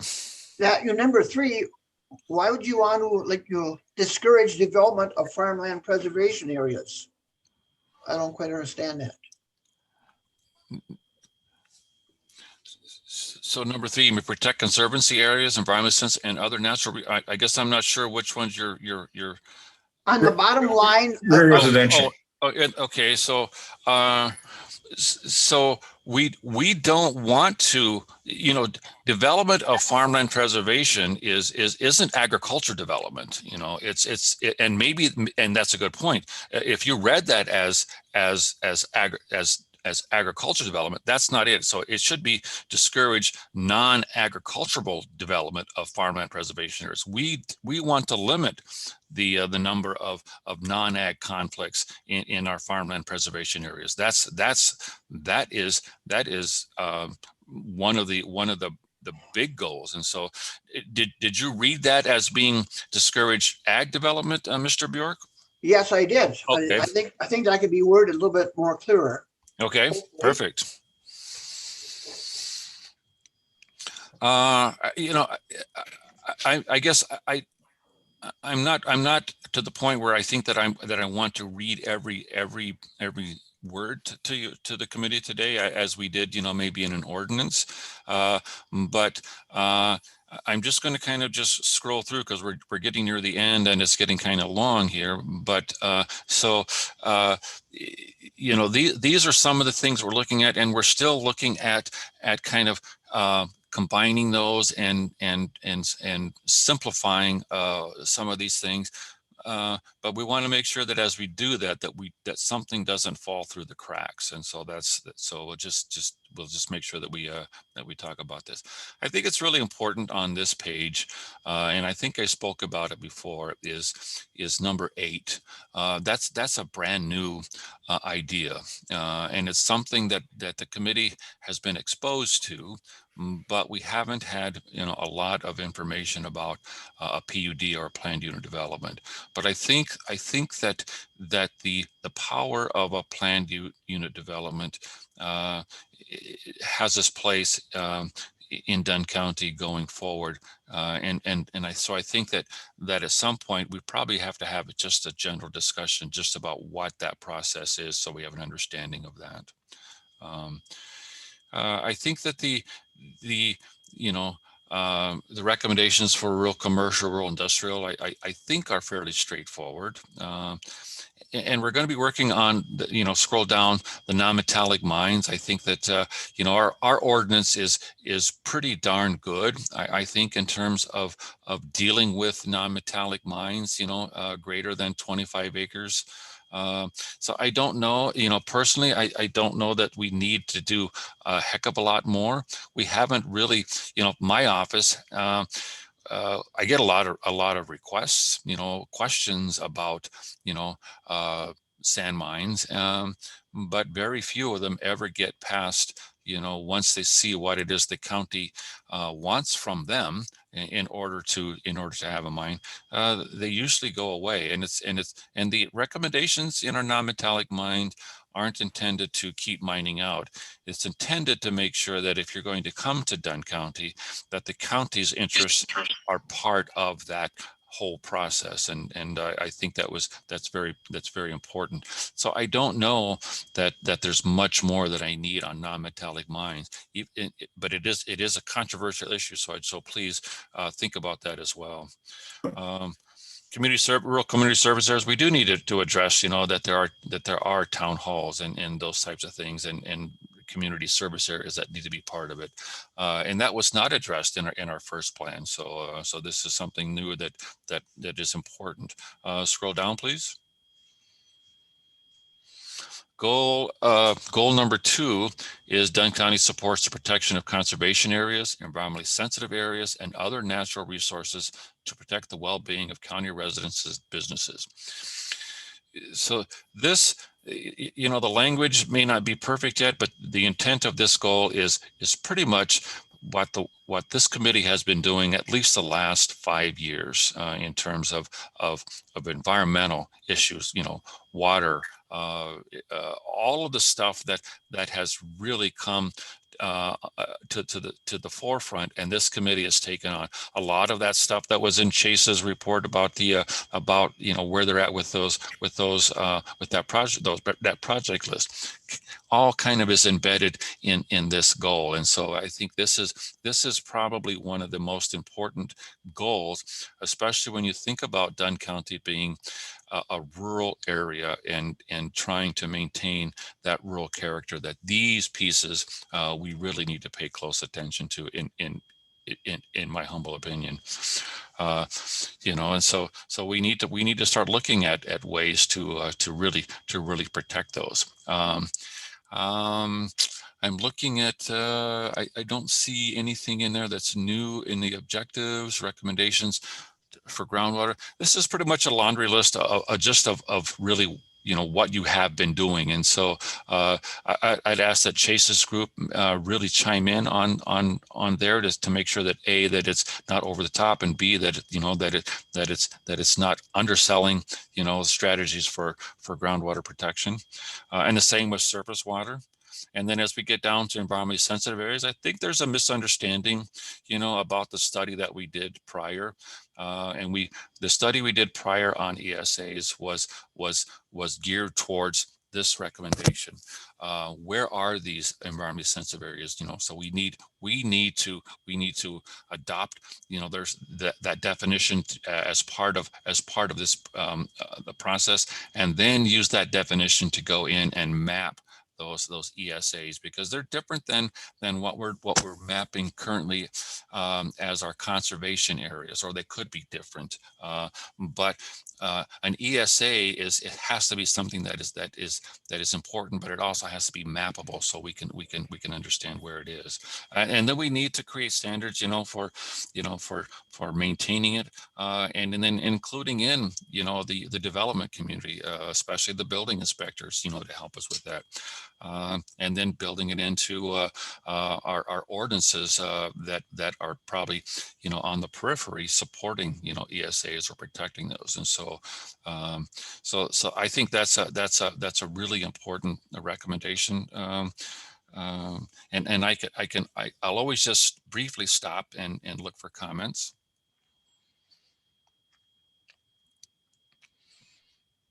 Okay, Tom, please scroll down.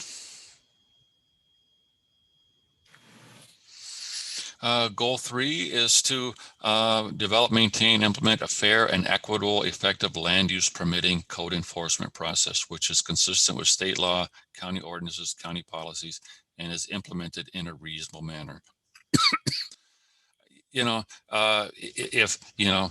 This committee, I think, back when we were redoing the process for rezones, there was a lot of concern from the local jurisdictions that maybe we were going too far and asking too much, and so we took all that into account as we went through, because it does need to be fair and equitable to what we're doing, and implemented in a reasonable manner. So I think this is a goal, and that is important, especially as we're going back and looking at those environmental projects,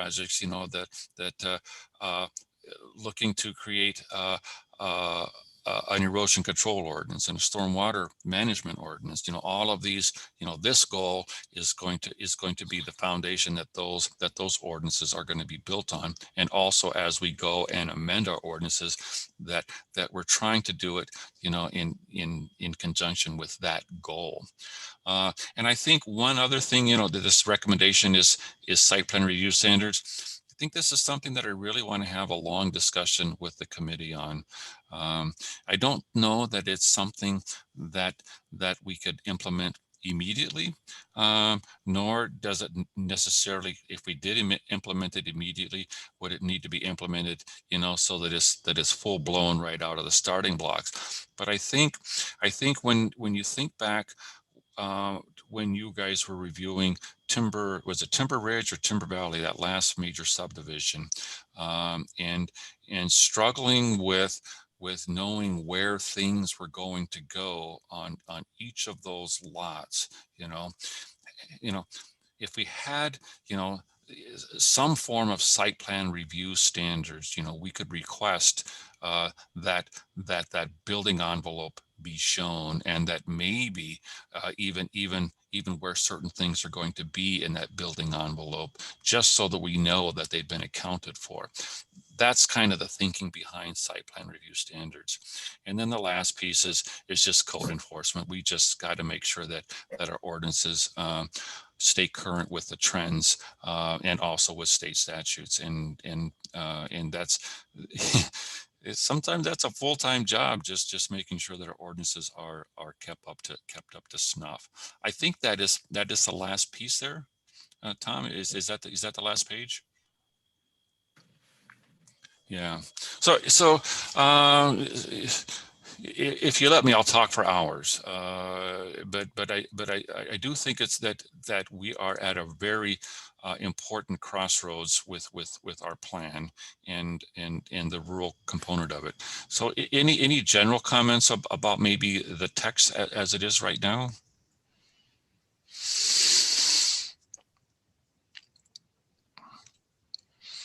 I take that is perfect. Great. Well, again, I think we need to put some effort back into this, but I do think that we need to have a little more depth to the agricultural discussion. As I think about it, there are a whole lot of things that are going to be happening in agriculture that deal with energy, that deal with a whole range of things that we want to position our county to take advantage of and to manage in a thoughtful way. So it's worth putting some effort into that. Yeah. So here's what, from this discussion that I'm taking away, I want to kind of there's probably one more iteration to get this into what I feel is a reasonable draft. And then what I would do is bring it back. And I think we would start with the agriculture component and have a detailed discussion with the committee and firm up that language. And then if the committee feels that there's other pieces, that needs a more detailed discussion, we'll certainly bring that back as well. But I think just getting this to the point where at least it's in a format that we can say, all right, now let's poke a hole in it or fix a hole in it, and then bring it back for the agricultural. I think that would be my plan of attack going forward for this right now. Okay. All right. Thanks, Paul. I honestly won't spend very much time on the maps other than to I think that, Tom, if we could bring up the existing land use map, please. So I think I think this is such an important map in terms of building on where we're going to do with the future land use map, and I want the committee to really take these visuals, especially this one, probably more serious than maybe what people think that this means, especially given that that this iteration of map compared to what's in our current plan of existing land use, our existing land use did not take into account conservancy and forest, and so we have a definition just from working with the committee as to things that we think are conservancy areas, floodplains, wetlands, steep slopes, and so we're starting to actually map those. They may end up being part of an ESA as well, but this map is the first look at where Dunn County is headed. And so if we need to understand that the conservancy areas are different than the forest areas, and while we don't have to give up forest areas, there's probably a better trade-off to give up some forest areas than in the conservancy areas. But I think that going forward, that decisions like we had today, looking at this map and then the future land use map that accounts for those natural resources in the conservancy areas are going to be huge to help this committee and future committees just to understand, does the proposed land use really belong where they're proposing it? So I think this is I am just so pleased that they were able to get this much detail countywide for Dunn County for our existing land use map. And then I will just spend just a little bit of time on the future land use map. Go ahead, Tom. So we're looking at something similar like this, and this is the map that's similar to the one I showed you in the rezone today that the city towns have been working on, where we're showing areas of where future development be. This is the unincorporated village of Sand Creek, and so we're showing just some very Spartan development, but mostly residential and on the edge of that incorporated area. But you notice that the parcels aren't delineated, and so it's more just like this area, and that way it gives the committee some leeway in terms of it seems to make sense, and it could be bigger or it could be smaller, or if a different use came in, you could also be able to weigh that against this. But this is generally, when we get around the city of Menominee, where I think is the most intense planning that has gone on. We're probably going to be, as we're getting close to the city, maybe at this level, and as you get further out from the city, maybe getting into more parcel delineation for things as we go. But that'll make more sense. But this is where we're headed in terms of complexity or simplicity for our future land use map, showing just what do we want to see 20 years from now, and in this case, in and around, Sand Creek. Next map, please.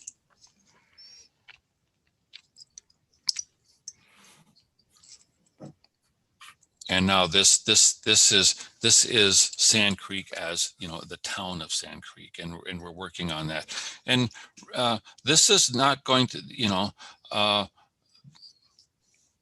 a lot of Dunn County, and that's the reason that this plan is geared towards being a rural county. A lot of Dunn County, these future land use maps are going to be agriculture. Because there just isn't any indication of trends or need or desire that we're really looking for anything more than agriculture in these areas. And that therefore, if something comes up, which is usually going to be residential, and something more than a residential where it's going to be a change in use, going to an R1 district. Now it's not shown here. Now the committee would go through that whole process of evaluating whether or not it makes sense for the county to approve or disapprove of that change in use going forward. But a lot of Dunn County, I'm going to guess 60, 70, probably 80% of our future land use is going to be agriculture. Questions maybe just about the mapping, comments about the mapping. They're all going to be very similar in style and colors. We're still tweaking some of the colors to make sure that they are compatible and easy to read. But any questions, comments right now? Otherwise, I'm finished for the day. Any questions? Okay, thanks, Bob. I think that's the end of our formal agenda. I know we had one announcement that we wanted to point out to the committee. I mean, Tom Carlson, do you want to make reference to that before we adjourn? Sure, just a brief announcement. For those of you that haven't heard, and I suspect maybe most of you have not heard this, the unzoned townships are going to be holding a meeting this coming Thursday at 7 p.m. at the Elk Mound Town Hall. The meeting is being organized by the town of Elk Mound. They've invited all of the unzoned, or the board members from each unzoned town board. And if they have a plan commission, they're plan commission members. And it's my understanding also county board members that represent those unzoned townships have been invited. I have also been invited. The purpose of the meeting is to discuss the draft land division ordinance, which I guess in my mind seems a little late, just honestly speaking. I mean, we've had a public hearing. It was properly noticed. I sent a email blurb out, if you will, to all the town clerks approximately 3 weeks before that public hearing. And of course, we received no comments from any towns, in particular the unzoned towns. But now they are having a meeting. Apparently, they've had some time to digest everything, and certainly they have some questions. And I suspect a lot of the discussion will be around 16.075 of the ordinance, which is if you remember, the maximum residential density. So I've been invited to the meeting to, I guess, answer any questions they may have. I'm not planning on giving a presentation, but I'll certainly be there as a reference or a resource should they have questions. That begs the question, I guess, in my mind, is where is it going to go from here?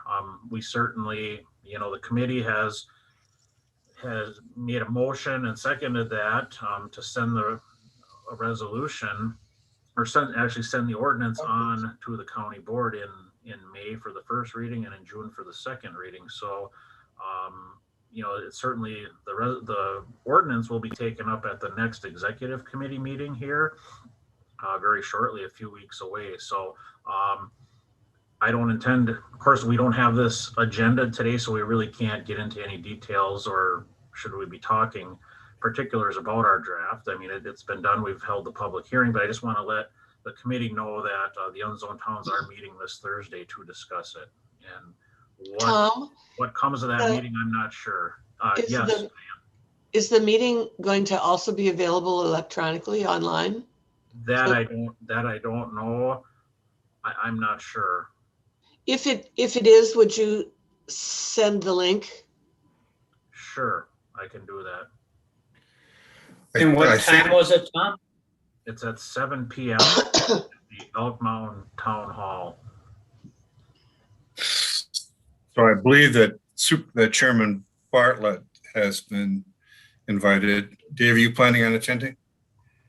Yes, I do. And I talked with Nick. I emailed him when I got the invitation last week, and he has noticed it so that if we end up with a quorum of county board members or committees or whatever, that it's properly noticed so that we won't get in trouble with the open meetings law. So I think there's 7 of us that are invited, and it's an open meeting, so anybody can attend if they want to. Okay. Again, we don't want to get into the discussion of it, but we'll see what the result is, and there's an opportunity for various paths to be taken, including the continuing down the path we're on right now. Anything else anybody has they want to announce? I have Mr. one. Chairman? Oh, go ahead. Yes. Mr. McClure. When we plan on having our first in-person meeting for this committee? I think the plan is the first meeting next month will be an in-person meeting for those who can make it. Okay. And you'll have to bring your laptop, your county laptop, to the meeting. But if we're busy out in the field, we can still like zoom in and save an hour of travel time, right? Yes. Okay. That's the object, that it'll be a hybrid meeting. That would work out good for me. Yep. Me also. Anything else? Mr. Colson. I just wanted to update the committee. I've been talking about our staffing needs, and and need to get at maybe addressing some work that we aren't be able to do. And then in light of Michelle's announcement of being on maternity leave, we're really kind of trying to figure out, how we're going to deal with that gap during the 3 months. And I will be meeting on Wednesday morning with Mr. Miller, Keith Stry, and Heather Murray, where we'll be talking about our staffing situation and maybe seeing just maybe what some of the solutions or options could be, either short-term and or long-term. And long-term, I'm guessing would be a budget item for next year's budget. But so I'll be meeting with that group on Wednesday morning, and then I suspect that sometime shortly thereafter at a next committee meeting that there'll be a some sort of report or some sort of a document that this committee can then get behind or kind of comment on. So. Okay. It's not one thing, it's another. It's always something. Yeah. Anything else? All right.